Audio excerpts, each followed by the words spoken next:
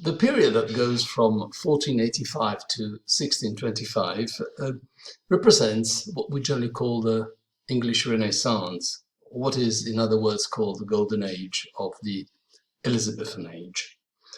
The literary production in this period was surely much influenced by two very important monarchs that go under the name of Henry VIII, Tudor, and his daughter Elizabeth I. The court in that period was very important as attractive towards intellectuals and artists that came also from abroad. The Elizabethan literature is mainly important for its fundamental genre, that is drama. It is a unique interaction between the social, the cultural, and the historical situation of the time. London is a very important city in that period, a very important big city. It is the political, the religious, and the civil center of the nation. It has a very busy harbor. Ships that trade with other countries from all over the world come and go. In other words, it is an important multicultural, cosmopolitan center. It is also a city of entertainment. As people come and go, they need to attend to some important passing their times. And this particular thing, the theatre, was very exquisite for this role. Renaissance drama owed much to what generally are called medieval moralities and interludes, and naturally to the classical models on the way of this renewed interest towards the Greek and the Latin culture. And this mix between the popular entertainment and the refined culture of the ancient times, this taste for variety makes the Renaissance drama appealing to everybody, and therefore very popular among all the social classes. But to give an idea how everything starts and comes to this very important moment of the Renaissance, maybe we should go back to what had happened for the precedent 200 years in medieval times, and starting from the role that the Church, the Catholic Church, had, where you can quite well imagine the dramatic qualities that took place during the religious functions, during the Mass, in which naturally the ceremony and the interaction between the priest and the choir had a very dramatic moment, referring to the life of Christ, naturally. The plays about the gospel characters and the miracles of the saints became always more elaborate, and from the church it went out towards the churchyard, where always more people attended these functions and then shows, and then finally into the town itself. The term miracle play in some way covers all the religious plays of the Middle Ages. One important date in 1264, there was the institution of the Feast of the Corpus Christi. And so, referring to this important role that the Church had given during the period of June, where the days were the longest ones, and so these plays that took place for the whole day were organized by the trade guilds. The trade guilds organized a cycle of plays that were based on the episodes of the Bible, and these were called the mystery plays. The trade guilds were organizations of skilled men who came together to protect their interests and their trades, and naturally promote a kind of general welfare of their community. And these plays acquired also a very important role regarding the social activities in which they took place. Each guild organized a decorated cart that was called a pageant. A pageant was nothing else than a portable stage that set up its shows in different parts of the town through the whole day. The morality plays, the morality play was not a guild play. The subject was not that of the Bible. So things are changing quickly from the first moment in which the church had a fundamental central role, and now things are beginning to be secularized, as we can say.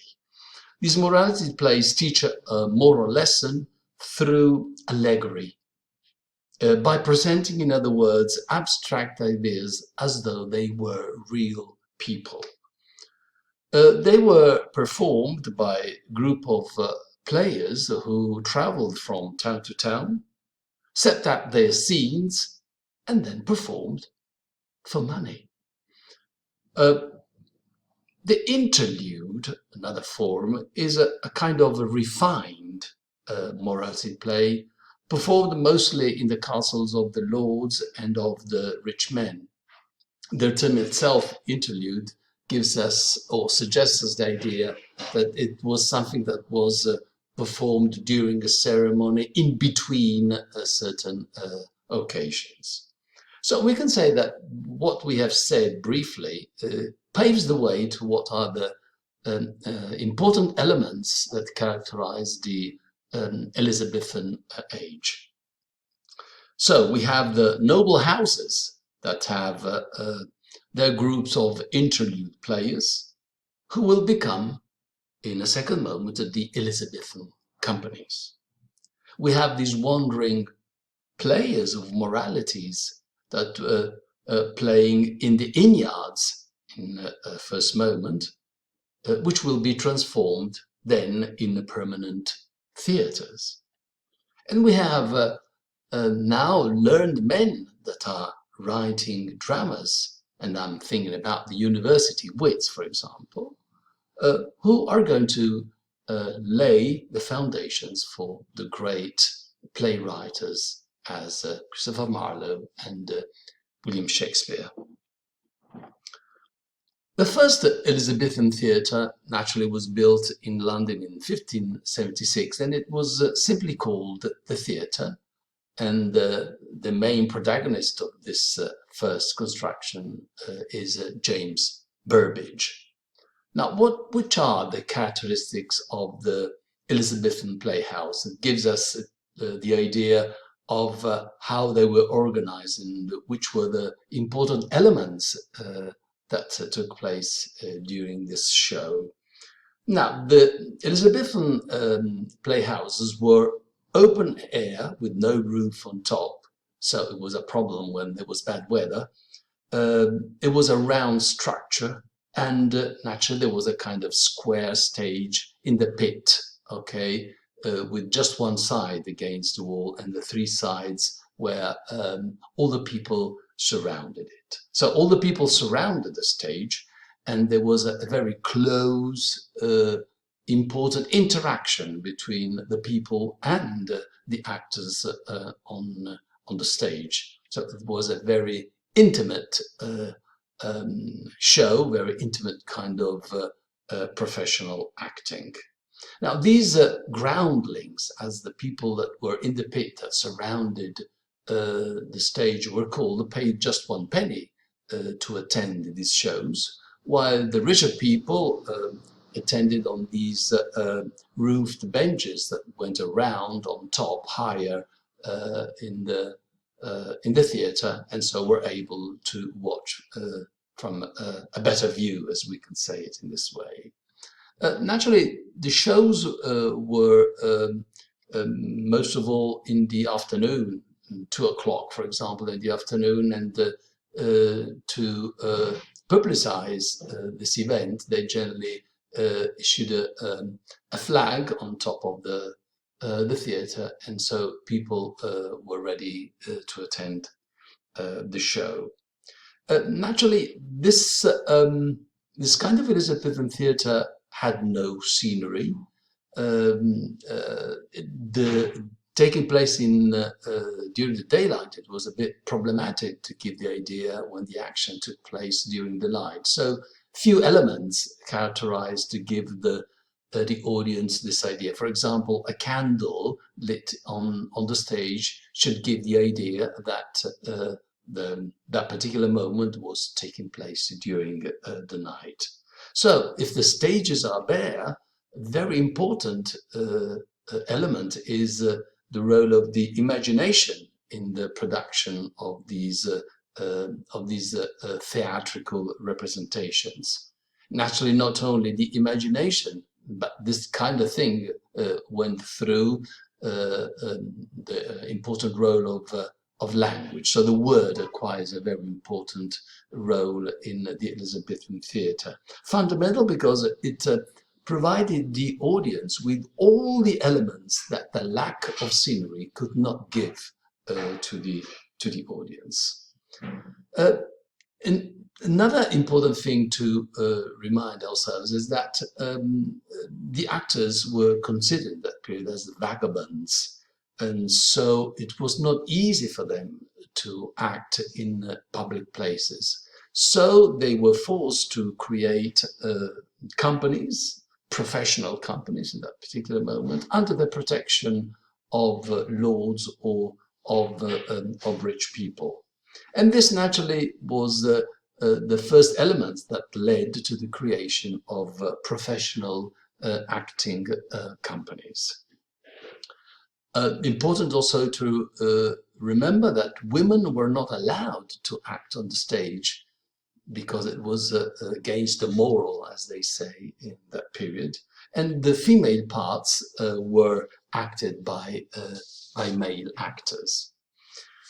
Now, to complete our view of this brief study of the Elizabethan times, we should also remember that the Elizabethan plays did not consider the Aristoteles unities of action, time, and place.